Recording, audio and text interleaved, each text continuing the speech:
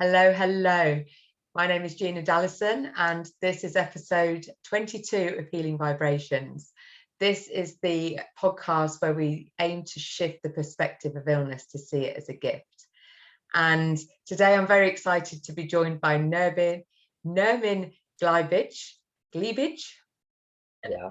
who is a very interesting character.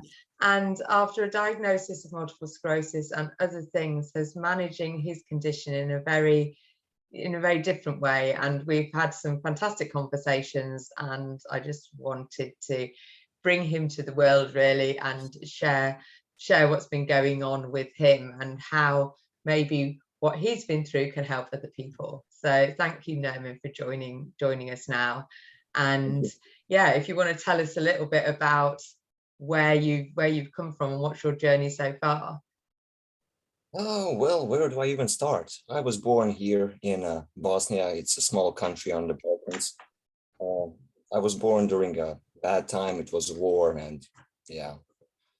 I got diagnosed with MS a couple of years back, about 8 years, I believe it is right now. Yeah, 7, maybe 8 years.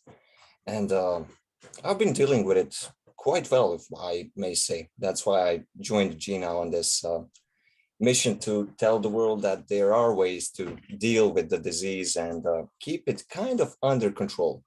Not entirely. I mean, you can never get 100% back on yourself, but you can manage it. So that's why I'm managing IMS on my own ways. Meditating, if I may put under quotes, watching, like supervising myself, every day something new happens, you watch it. So what was your original sort of symptoms? When did you originally, what brought you to the diagnosis, if you like? Well, it actually took a couple of years for me to get the diagnosis correctly.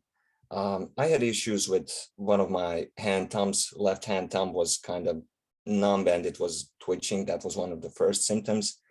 I had trouble pronouncing some words. I had slurred speech, and I was still in high school back then, and it really pulled up some issues of me with myself because I could not understand what was going on with me. I thought that the professors would think that I'm making fun of them, not pronouncing words correctly and stuff like that. So through the years, I went to the doctors. I was asking, what could this be? Blah, blah, blah. They were testing my blood, everything else. They found a couple of things. I had an ulcer on my stomach. That's where we found out I had, that's where the pains from my stomach came from. So I was solving some issues on the way, but still not getting the full MS diagnosis. I had issues with one of my eyes. My right eye was, I had like a blind spot in it. So I could not see through the part of the eye. Right. And it was really weird. It was like someone was pulling a cover over my eye. So it was really hard to understand it. And I went to the eye doctors, of course. They did not find anything. They widened my retinas and checked inside, but there was nothing wrong. So the final thing that came up, I went to another doctor privately, and he took me in. I explained to him that I had these issues with talking. And by the time I got to him, that actually receded on its own. So I was like, I could talk like I am now. But he gave me something on a piece of paper and he told me to read that. I was like, okay, I know how to read, so let's do this. I grabbed that and I started to read, and basically I started crying because I could not read. Wow. So that made him realize something. He took me in for exam, did something with my legs, and he was like, you buddy need to go get an MRI. This looks like brain inflammation or something like that. And I was like, well, okay, cool. And a couple of months later, when I got to the MRI, they found those lesions in the brain. They put me to the hospital, did a lot of other things, and they figured out it was the MS. I argued with them. I did not believe that it was the MS. I did not think it was possible for me to have something like that, because I thought the MS was something that when a person has MS, he's basically in a wheelchair. That was my That was your perception. of the MS. I did not know what the MS was. Mm-hmm. So I argued with them, told them that I have brain inflammation, and it was kind of funny. So they did the spinal tap on me, and it confirmed with those bands they found inside Yeah, the of lesions. yeah. And that's when I finally got the diagnosis. And from that point on, life has been really weird and different. Okay.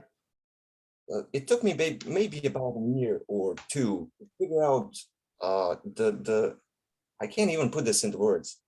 The freedom I actually got from finally getting the diagnosis. I know what's wrong with me now. I can pay attention to everything, and yeah, it's much easier now that I know that I have MS than it was before. I think certainly from before I got diagnosed, I was, and you know, something's wrong, don't you? You know, something's not as it should be, and my imagination took hold. So in my head, I'd got something that was yeah, very life limiting, and I was going to be dead in 6 months. That was my imagination taking over. So actually, MS seems a little bit gentler. Was that similar to you, or did you? What were your thoughts prior to the diagnosis?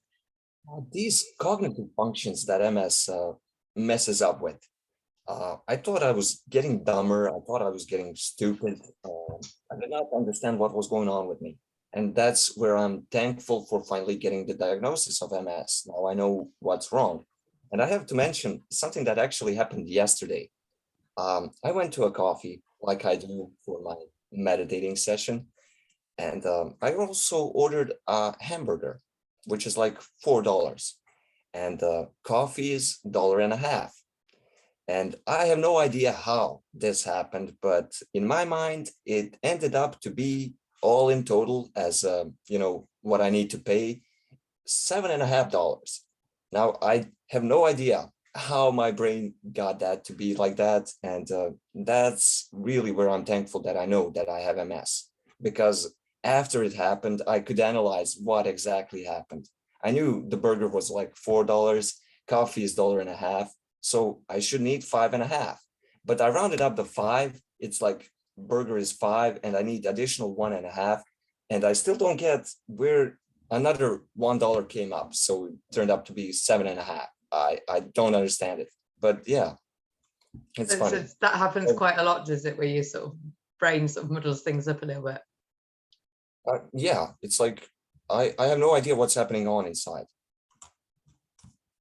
So tell us, sort of move yourself forward to now. So other than the odd times where your brain gets a little bit muddled, what MS sort of symptoms do you experience currently then?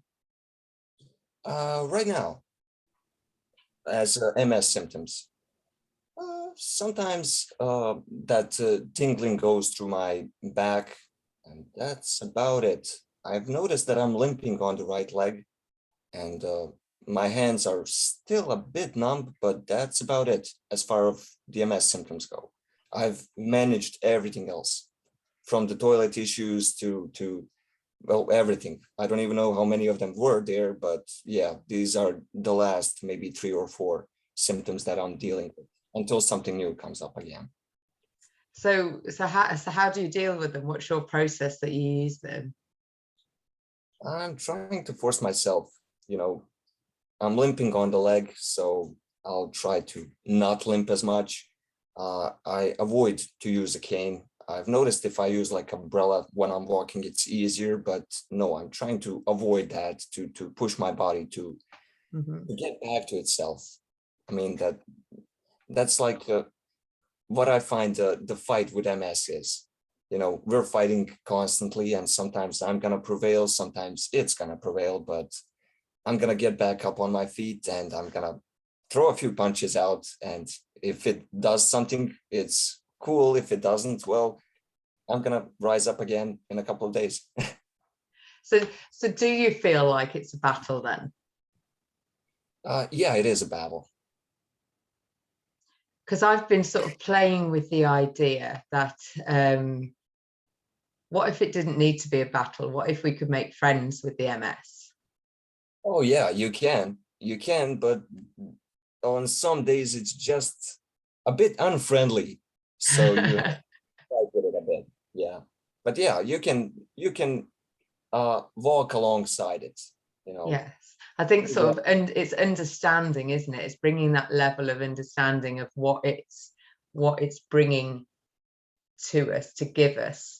So do you feel at all that it is a gift? Have you sort of unwrapped the gift of it, or do you still feel like it's very unwanted? When we spoke last time, I find it to be a gift now that I know what it is. But until I knew what I had, it definitely was not a gift. I felt like I was losing myself. So then it was not a gift. But now that I know it's MS, and I know what to watch out for, what to follow, to put myself like beside myself, so I'm watching myself constantly. You got to do that so you can see the changes that come up. Yeah, it can be a friend. I So mean, when you say, sorry. once you realize what it limits, like you prefer to stay outside for 12 hours and stuff like that, but now you noticed that because of MS you got some limits, and once you move into those limits, it's gonna be cool. So, I can stay for like 3-4 hours, then I need to go do some stuff and I can come back. Yeah, that works. But you need to really realize that that's how it is. So if you were to say that it was a gift, what do you think the gift that it's given you then? Freedom. Wow. Yeah. I'm That free. I never was before. so can you describe that free? Because it sounds interesting how you would describe MS as freedom, whereas certainly the first thing that comes up to me is MS sort of almost stops you being free, and Yeah, that's but not your experience. as I ever was. Um, how do I put that? Um, you really have to realize what works best for you as a person, and then move MS to basically coordinate it with those things. So I prefer to be around PCs, computer work and stuff like that. And this goes well with that. I mean, toilet is always kind of close because you're always close to a home, basically. Mhm. I lost my sentence somewhere. Um,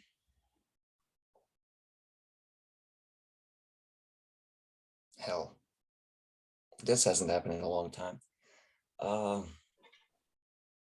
So we were talking about the I've lost what word. Yeah, we were talking about the idea of freedom, and working with your MS to give you freedom, and how you can do that, how you can shift your perspective enough, I guess, to Really hard. recognize that it is giving you freedom.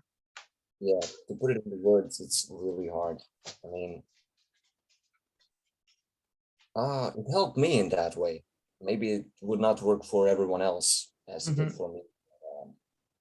I found out that it moved me, DMS moved me away from everything at first, because I basically locked myself down to the home to figure out what the hell is happening to me. How do I deal with this? What do I do? So I started going out on my own without friends, because I realized it doesn't work. I mean, I'm trying to explain to myself and to them what's happening to me, and it did not work. So let's go deal with myself first, then I'll deal with them. And that's where the freedom came from. I realized that other people and their opinions are not, uh, how do I say that? It's not Helpful? important, and they're not helpful. I mean, you can tell them it's like this, and they're gonna try to argue, no, it's not. Well, I know it is, so leave me. That's the freedom it gave me. You know, you're not gonna try to argue with someone to prove the point. You're just, no, I don't need to do that. Yeah, so it just gives you the freedom to know that what you're doing is right for you, Yeah, and almost like, yeah, everybody else can do whatever's right for them, but it gives you that autonomy, and that independence, I guess, in a strange sort of way. yeah. I And was struggling with that word. Yeah, independence. yeah, and it sounds like what I'm hearing from you is you developed a sense of trust in yourself that actually you do know what's best for you. Yeah. And MS helped me with that, because if I did not get the diagnosis and things just went as they did, I don't know where I would be today. But since it happened as it did, it's awesome.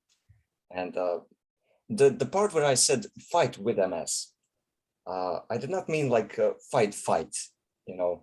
It's like there are some things that you could do before, and this disease kind of puts up a limit on it, and now you're struggling to do that. And all of the sudden, after much struggle, you actually managed to do the thing that you could not, and you did before. And that's a one fight for me. I mean, I managed to prevail the MS in that situation, and now I can do that again. And I had a couple of those. So do you think that's the because I'm taking it you've been diagnosed with relapsing remitting, which sort of comes in waves, doesn't it? Comes in sort of flare-ups and episodes, and then can repair itself. So have you done anything? Are you following any practices or changing any of your habits or anything to assist in the repairing of yourself? At first, I did exactly nothing. I was just watching myself, trying to be the best that I can. But after a couple of years have passed and I was still under the MS, and new symptoms began to show up, like this hand numbness and leg numbness. That's when I started to research even more. I mean, I did research before, but it was not that much. Now I was researching, how do I fight this? What can I do to help myself?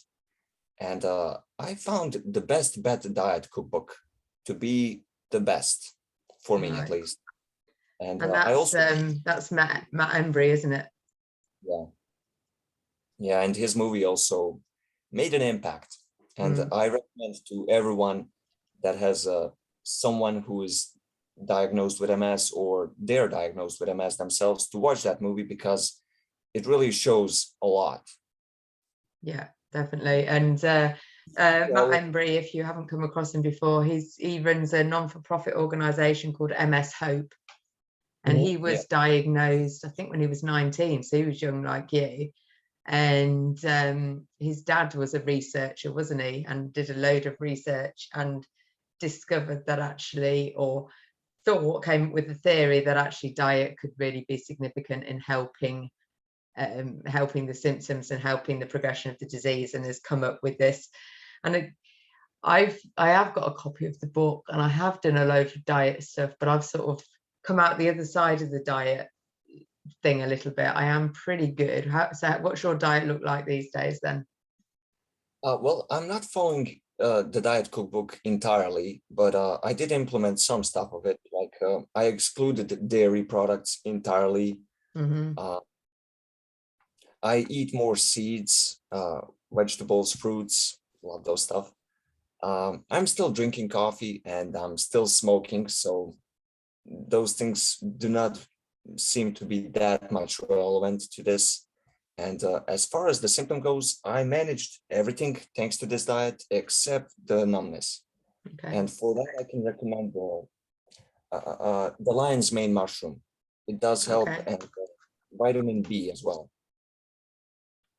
Yeah, so lion's mane mushrooms are meant to help with the repair of the myelin, aren't they? there's some evidence to suggest that actually that I've never tried them personally, but you've been using them, have you? Yeah, give me just a second. Here they are. I don't Okay, know. so yeah, I've got them in little capsules. Yes. Yeah, it comes as this, and there's about 120 of them. You drink 2 of them a day, but I'm actually not using them as much as I did. I'm kind of keeping them for emergency cases. So do you notice a difference when you take them or when you don't take them? If you take them like a couple of days in a row, yeah, there is a small difference. Not as huge as I expected it to be, but yeah, there is difference. Yeah. And they also do something with the bowel movement tracts and everything else. So yeah, they're good. They're good. It's a good thing to have. So Villa lion's mane. And what was the other thing that you said you took? Sorry, lion's mane and vitamin B. Oh, vitamin D. D and B. D and B, yeah. Okay, cool.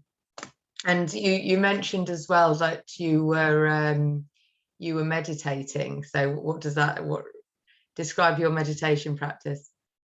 Well, it's not meditating as Buddhists do, like I'm sitting this way, breathing deeply. No, it's not like that. It's just I'll call it me time.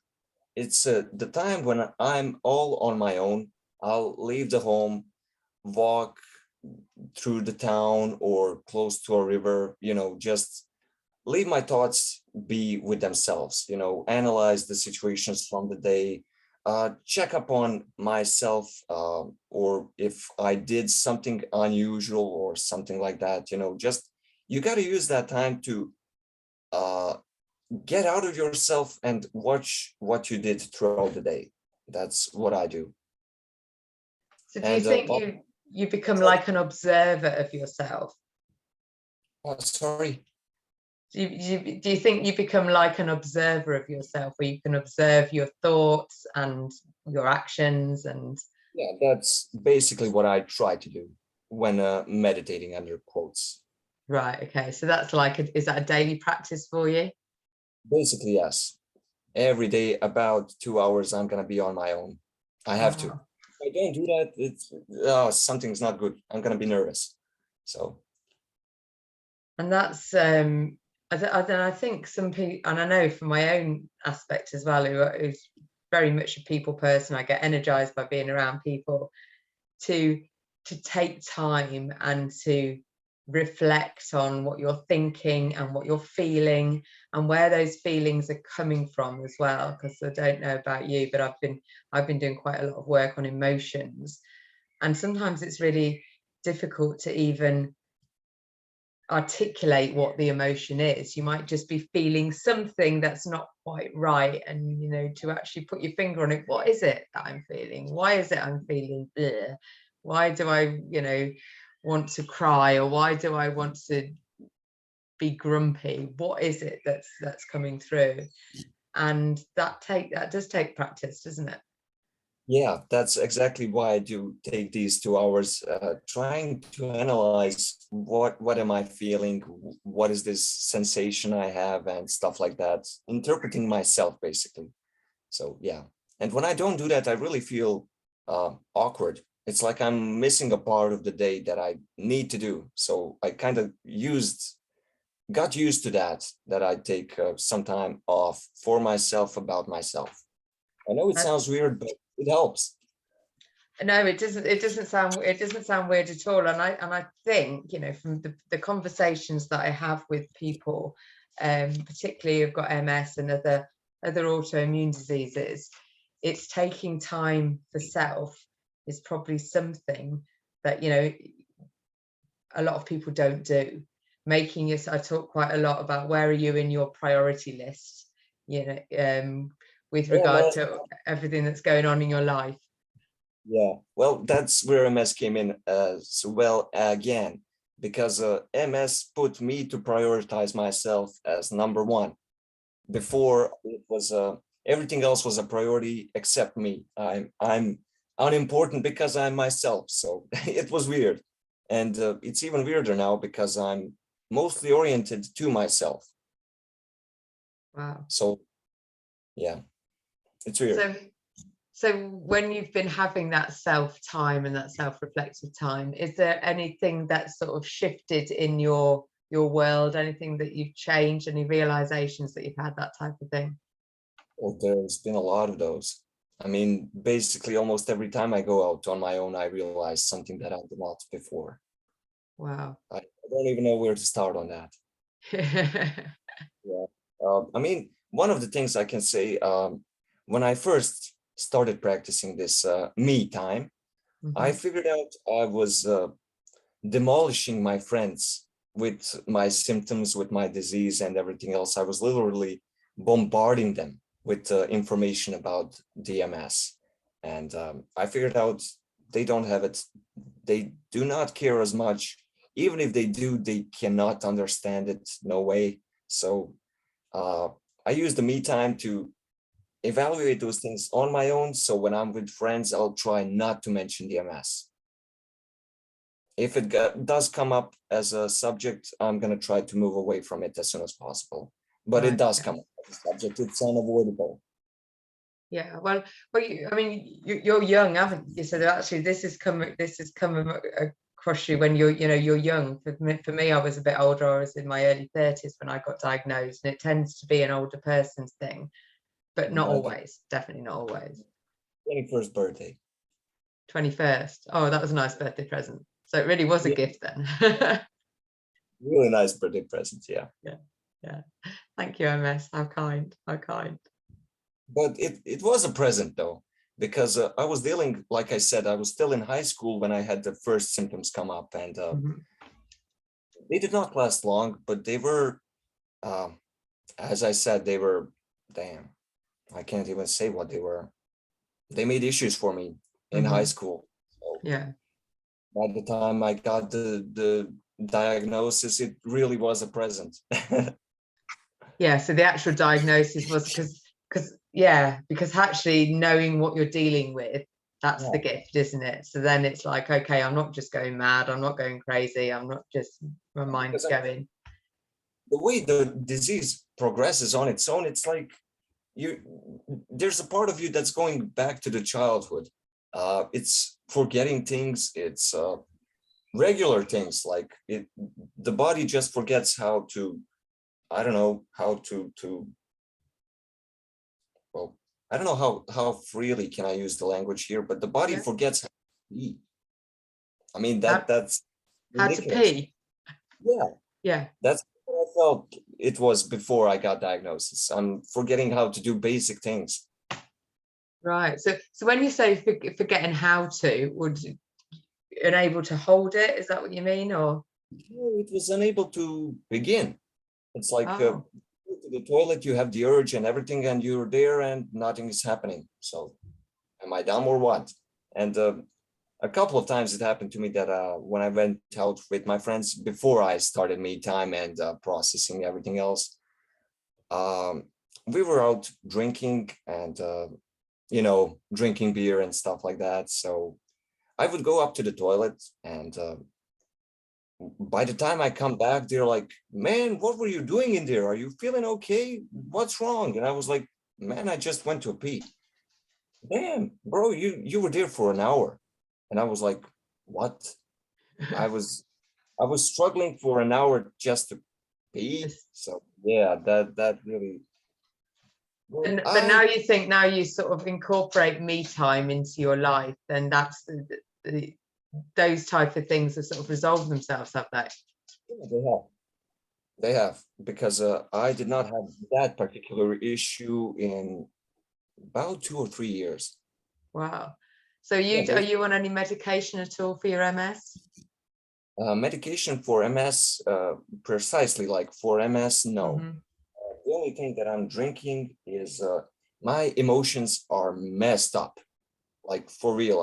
I've got a lesion in that part of the brain which is responsible for the emotions. And if I don't drink this one pill, those emotions are all over the place. And this is the thing I'm drinking. Diprisan. Oh, don't know. Yeah, it's something they call it a pill for depression. Even though I'm not depressed. I actually feel better when I'm not drinking. But the issue is I cannot control my emotions as I could before. And I would begin to cry for, well, something that no person would cry for, and I would just start crying. You know, no really good reason, but I would cry and get mad and laugh without control. So that's why I'm drinking these. And other Okay, than that, and does it help with that then? Does it help sort of stabilize your emotions? yeah, it does. I mean, it really does. If I don't drink it for a couple of days, I'm gonna be a mess. So I am gonna feel better not drinking them. I'm gonna feel like more of myself, but the emotions are not good. I mean, I can't control them. If I see a cat dying, I'm gonna cry, and I don't want that. Last night I had a couple of hedgehogs, which I have seen for a couple of days, and one of them got hit by a car, and the other one was beside his partner, and it really got that emotional impact on me, but I did not cry. And I know for sure that if I did not drink that pill, I would have cried last night for that hedgehog. So yeah, it does help on that. But then I don't know, maybe you need to cry, because the way I'm understanding about emotions are like energy in motion. So if we don't let them flow, if we don't get them out of our bodies, then they get stuck somehow. Yeah. Well, I got a couple of videos that I'm gonna turn on for myself when I want to cry, and I'm gonna avoid drinking pills. So yeah, I can deal with that too, Yeah. because I understand it now, and I can, because I took enough time to watch myself and figure it out. Otherwise, I would still be same as when I got diagnosed. So Yeah. I did really move forward with the disease, you know, not fought against it, fought with it. Yeah, played with it maybe. Yeah.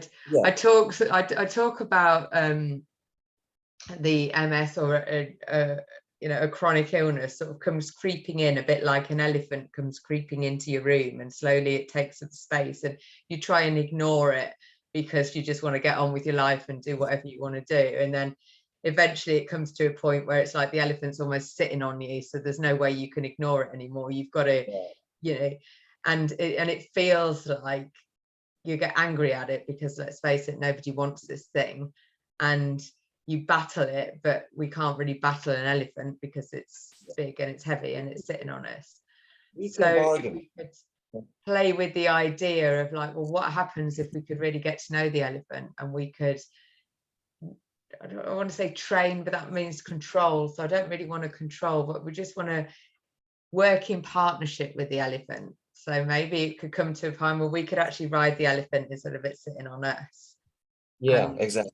And I'm kind of feeling like I'm maybe not riding the elephant, but at least we're walking together right next. Yeah. I'm treating him like a horse, Yeah. or so we're kind of together, not battling. Yes, that would be quite a nice way. And I think what you're doing with the me time. Oh, echoing. Let's see if I can do. What you've learned to do, I guess, with the me time is to give yourself that space to find out more about what this elephant is all about and what it's trying to show you. And like you said, it's changed the path of your journey, really, hasn't it? Yeah, it changed my orientation. I mean, I was oriented outwards, and now I'm oriented inwards to myself, because I'm number one priority. I want to feel good. So it did change me. So have you got any, other than your sort of me time practice, is there anything else that you've learned about yourself, or you practice to help make you feel good and keep that, keep you in a nice frame of mind? Truthfully, I can say avoid the things that go on your nerves. That's one thing I've learned. And other than that, not much. At least not on the top of my head. Maybe there are things, but no, nothing I can remember right now. Cool. Cool. Well, thank you so much for sharing your, your story. Is there anything else that you would want to share with, maybe if somebody has just been diagnosed with MS, or even pre-diagnosis, where you've got these symptoms that you don't understand? And I mean, you felt having the MS diagnosis was a gift, but I know that that's not, again, it depends very much where you are on your journey and how you feel, because it can be very frightening. What would you say? You need to put it to be a gift. I mean, I can also say, damn, I hate this disease. It put me in my place. It destroyed me and everything else. It really did at first. But once I began to realize what it actually is, how to deal with it, I brought the hope back upon myself. I realized that you can't be 100% yourself again, but you can manage it with the diets, with you got to watch for it. You need to see what the MS does to you. You need to understand it, and then you can make friends with it. Until you do that, you can't. It's just gonna be, I want to do this, but I can't. No, why can't I do this? And stuff like that. It's just gonna keep limiting you down. And once you realize, oh, so I can do this, but I have to do it like this. Okay, well, let's do it like this. And it's cool. Yeah, and actually, quite often when we find a different way of doing things, because maybe one door's been shut, then there's other doors that are opening all around. We've just got to be open to seeing them. They do open. Yeah, definitely. Well, thank you so much for sharing your stuff. And I just love the way that you sort of creating yourself your own story around it. So it can be this bad thing, because on one perception it is, but actually it doesn't have to be. And if it's taught you to know more about yourself, and it's taught you to look inwards for answers, which is definitely what it's teaching me as well, then that's not a bad thing, because we're all totally individual people, and everybody's, and if anybody out there has got MS, that everyone's symptoms will be different. We can all have the same disease and be 100,000 of us in the room and all have slightly different symptoms. So they call it the snowflake disease for that reason, because not one's the same. But it's us learning what's right for us. And I think, Nermin, you've hit the nail on the head with really taking time out for you and making yourself a priority, and then working out what it is. I mean, you mentioned earlier about avoid what gets on your nerves. And part of that is knowing what gets on your nerves. And when we say gets on your nerves, what irritates you? What don't you enjoy? So spend more time doing the things that you do enjoy, and less time doing the things that you don't. And it sounds very simple. Yeah, but actually, yeah, quite often we don't do that. We get caught up in other people's stories and other people's wants and desires and all that sort of thing. So just to end, as I always like to end with a bit of a meditation. So Nermin, you said your way of meditating is to go for a walk on your own, and to just allow any thoughts and feelings to come through. So I'm just going to facilitate So I'm just going to facilitate a little space now where we can focus on our breath. And I don't know why I'm echoey. Oh, so I'll stop being echoey now. So we can focus on our breath for a little bit and imagine that we're walking somewhere. So take a nice big deep breath, and if it's safe to do so, close your eyes. And imagine that you're stepping outside and the air feels warm, the sun is shining. It's a nice, comfortable space to be. Yeah. You can hear the noise of nature, maybe some distant traffic, the birds singing, maybe your birds, the crickets and everything else. Yeah. Yeah, you can hear the crickets. Yeah, that's good. And when you're imagining this nature that's all around, you can really get what I love about honing into your ears particularly is almost the quieter you get, the more noise that you can hear. Yeah, exactly. Get really quiet. You think there's no noise going on. We think we're in silence, but then if you listen. Yeah, it's really fascinating.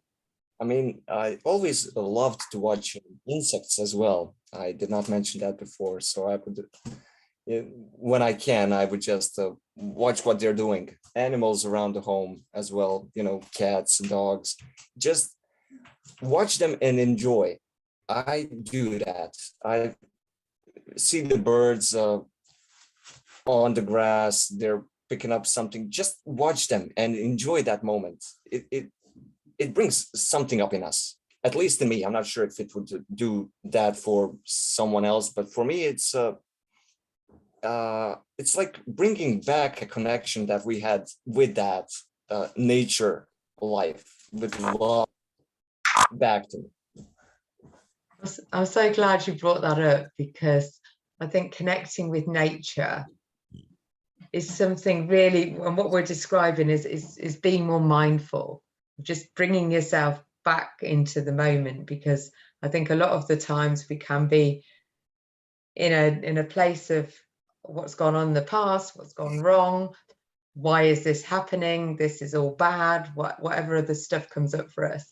And then we've got another way where we look into the future and start thinking, oh, this can go wrong, that could go wrong. And actually, always like in that centrifuge of thoughts and events of everything that's happening. No, in my me time, I try to leave all of that behind on one side, and just me, nature, and yeah, nothing else. No world exists in that time. It's just me and whatever I'm focused on. I love that. And thanks for the reminder, because it is something that I talk about, but I probably don't do it as well as you do. And the fact that you found a real peace in that, and noticing when you're outside in nature, and something that fascinates me about nature as well, it's like how different everything is. So you look at one tree, for example, and all the leaves on that tree are all the similar shape and they're all a similar color, but they're all actually different. And when you stop looking at it as a whole tree and look at it as an individual leaf, it's fascinating. And a bit like what you were saying about watching the insects and watching the birds and the animals. Fascinating. Yeah, it is. And they're all going about their moment by moment. And of course, insects and birds probably don't have worries like we do, and don't stress about what's gone wrong and what could go wrong. And we can just be in this moment and really encapsulate it. So it is a real mindful practice. So when you're out with yourself and you notice some, do you have thoughts come into your head, or what happens when you have a sort of a worrisome thought come in? What do you do with that? Damn, I would really need to be in a moment when it comes up to figure it out. Yeah, I think